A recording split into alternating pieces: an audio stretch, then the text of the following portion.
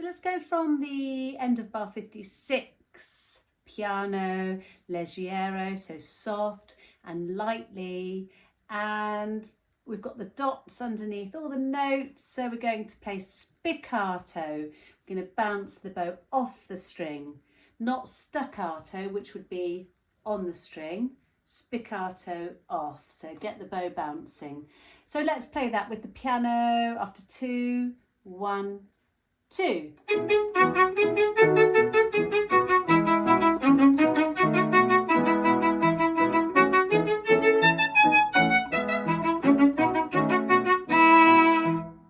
Okay, a good thing to do would be to play that without the bouncing bow. So let's just check the notes. Same place.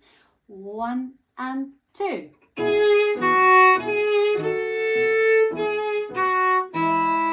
C sharp.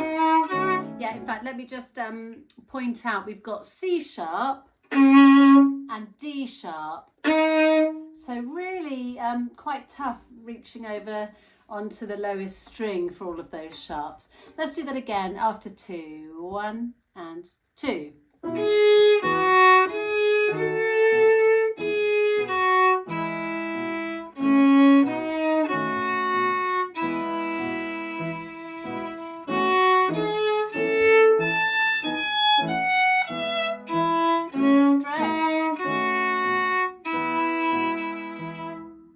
Okay, now before you have a go at doing the spiccato with the notes, let's try the spiccato on an open D.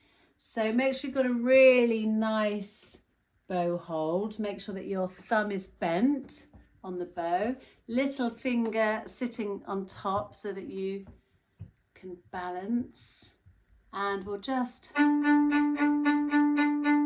bounce the bow on the D. If you're too far to the tip of the bow, it'll just bounce too high. If you're too close to the heel, you can't really let it bounce. And of course, the reason that we undo our bow and do it up again is to keep this bend in the bow. So the bow wants to bounce. If you just put your bow down on the string, it'll bounce. The trick is getting it to bounce at the speed that you want. It's actually easier to play this faster, which we'll do in a minute, but let's find our point of balance, where your bow balances. So of course it's not in the middle of the bow, it's about 1/3 of the way here. Just find on your own bow where you can balance, like this, and place it on there, on the edge of the horsehair. So we're not putting it on the flat, we're just rolling our bow away as if you're sort of turning your bow to look underneath. So not too much friction. We're just using the edge of the horsehair and just get used to bouncing the bow.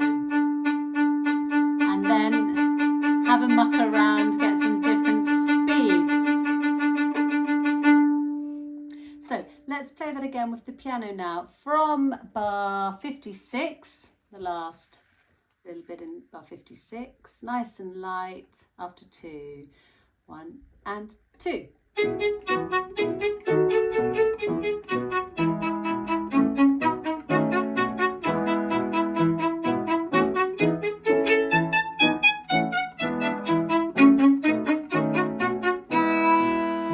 Now that time I decided to try an open A. I didn't like it, especially when we're going to play that a bit faster. So we'll do that again a little bit faster. You can play an open A if you want to, but I'm going to play the 4th finger. Just need to make sure that when you play the 4th finger on the D that it's an A natural, and when you play the 4th finger on the G string it's going to be sharp. Okay, so just let your 4th finger know that. Here we go, 1 and 2.